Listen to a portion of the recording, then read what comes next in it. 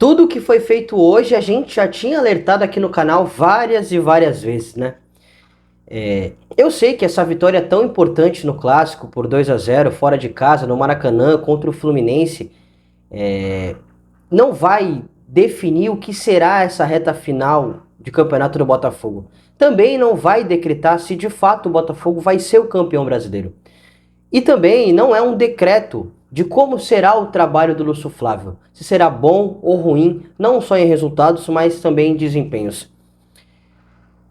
Mas, e que inclusive, até o momento, mantém o Botafogo na liderança a 9 pontos, né? Porque o Bragantino está empatando, né? No momento que eu estou gravando esse vídeo. Mas ficou muito claro a forma como o jogo do Botafogo é potencializado. Eu vi muito desse time do Lúcio Flávio hoje no que era o time do Luiz Castro no início do Campeonato Brasileiro e também no que era o time do Caçapa. Uma equipe vertical, uma equipe que tem uma transição muito forte, uma equipe que se defende muito bem, fechando o centro do campo, fazendo o adversário jogar para o lado, dando poucas oportunidades para o adversário e sendo letal, sendo fatal. Uma das coisas que eu sempre bati na tecla quando o Bruno Lage estava no comando do Botafogo é que ele sempre falava que queria que o time controlasse o jogo a partir da posse, né? Então que ficasse mais com ela e ia controlando o adversário para criar oportunidades de gol.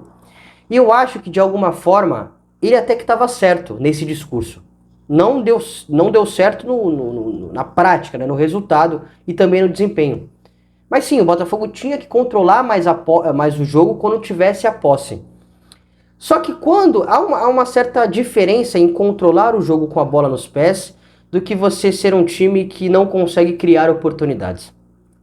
Esse time do Botafogo ele é montado para ser vertical e não necessariamente nos contra-ataques, né? Você baixar suas linhas de marcação e explorar as velocidades dos seus pontas, explorar as costas dos defensores adversários.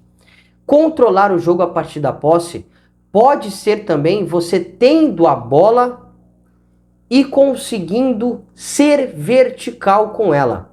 O primeiro gol do Botafogo não foi um contra-ataque.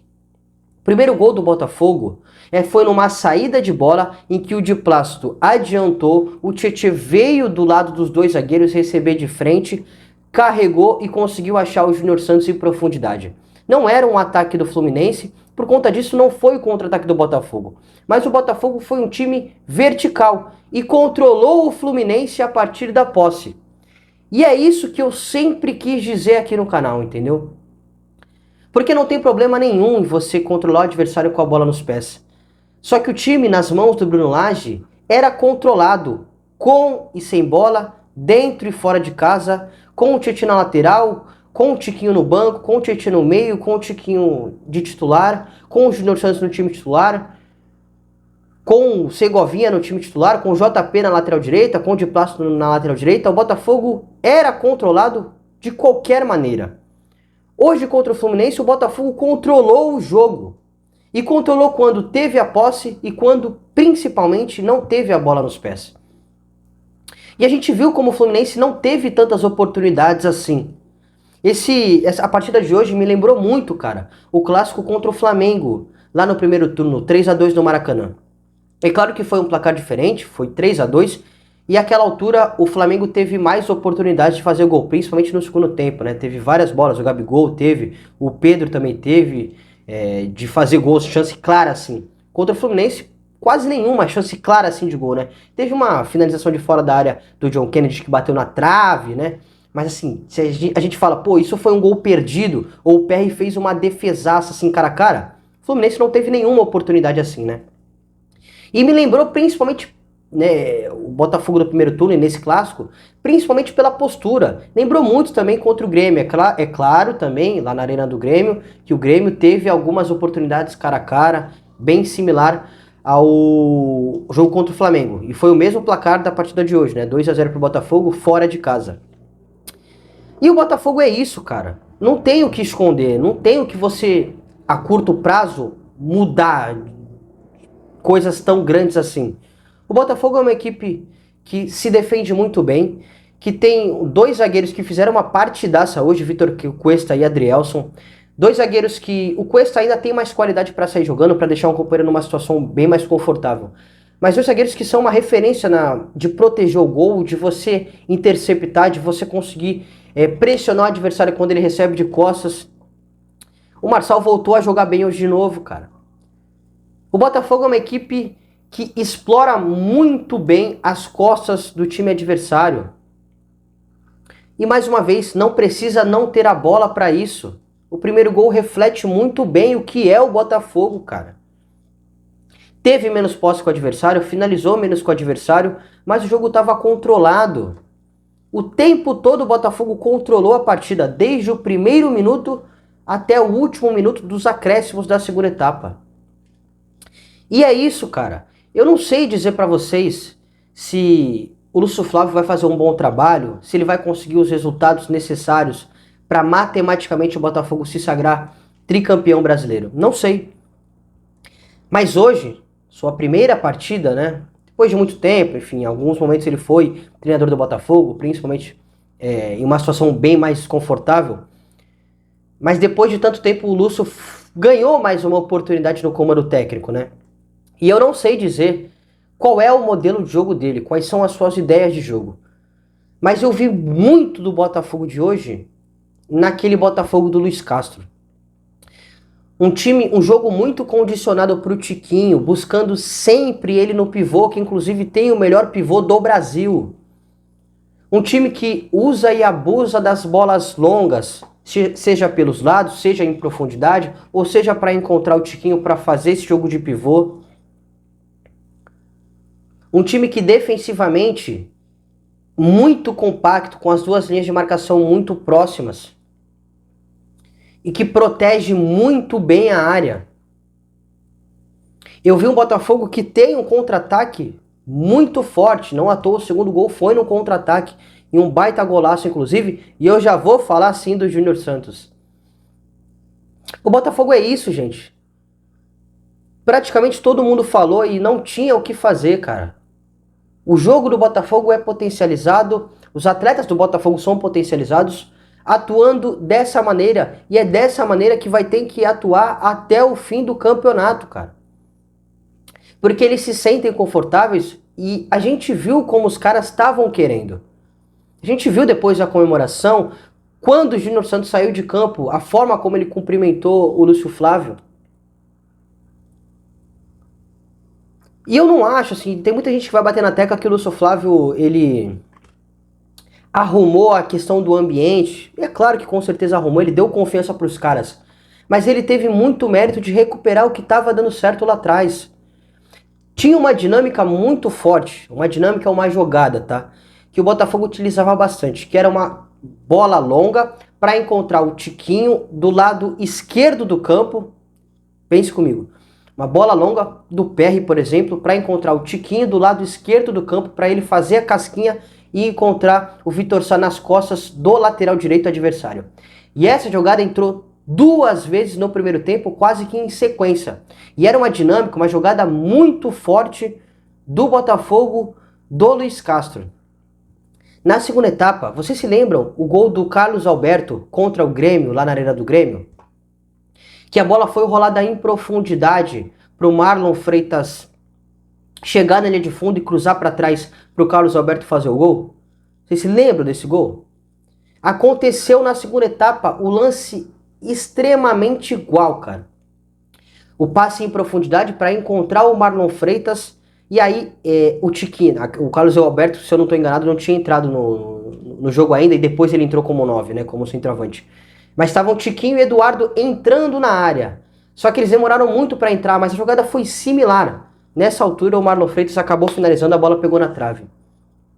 E é isso, cara, é resgatar o que de fato estava dando certo. E não só em resultados, quando eu falo certo, não é só em resultado não.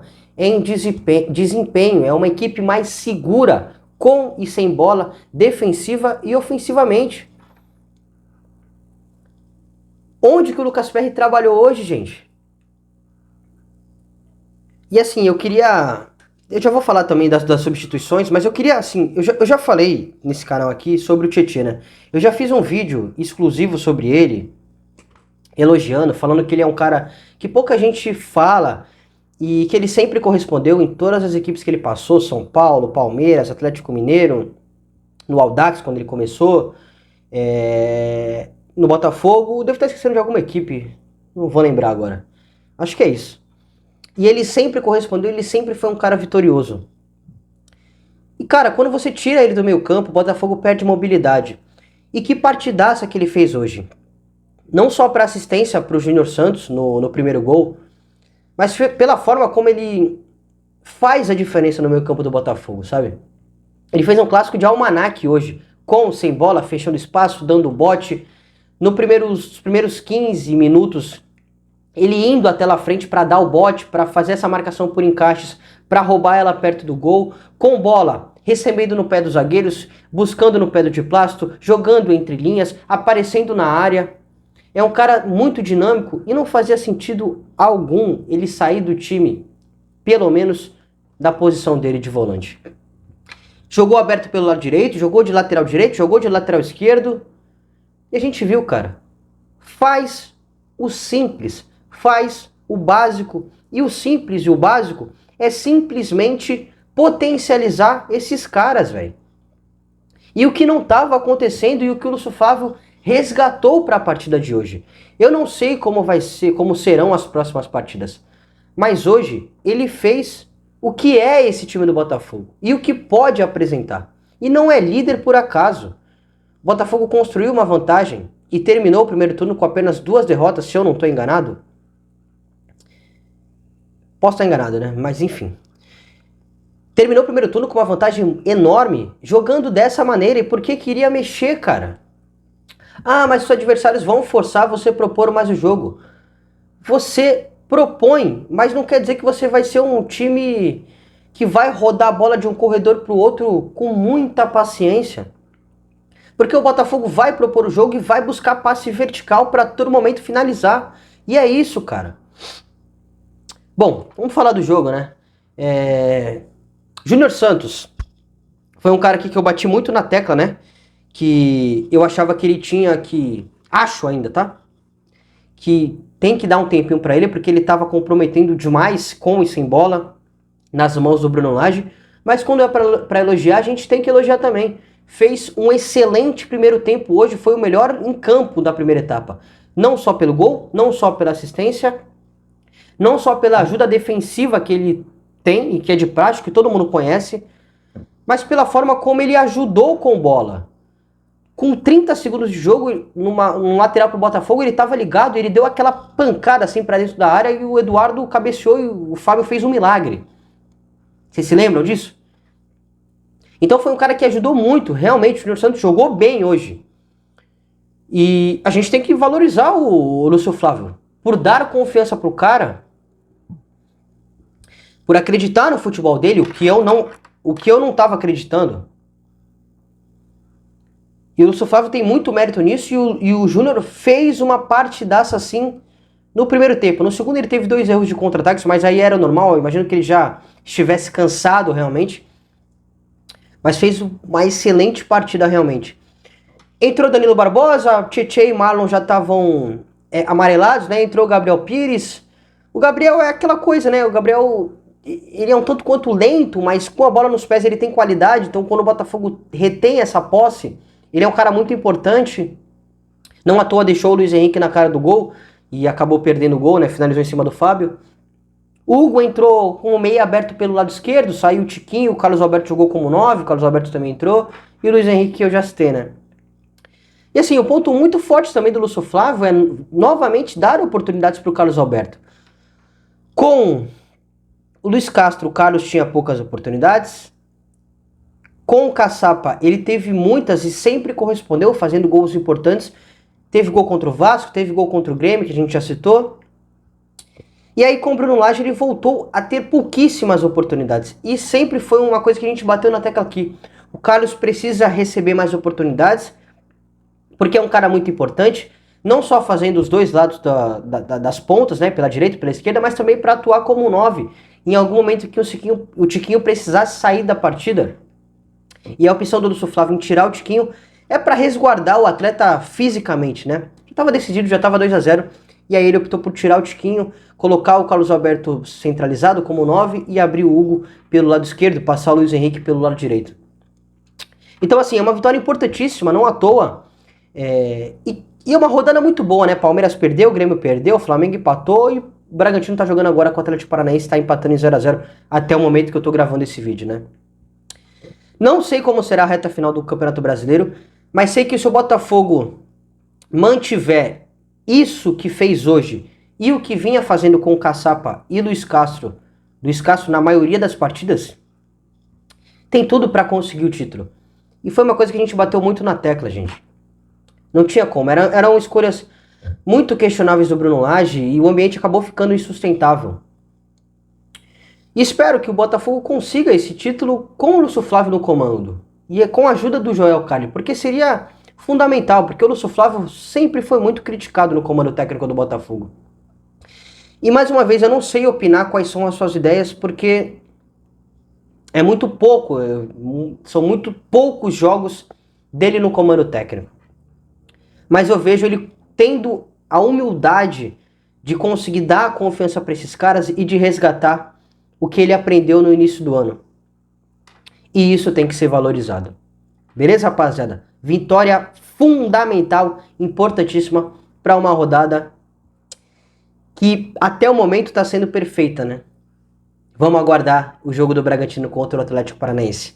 Muito obrigado, rapaziada. Um grande abraço e até a próxima.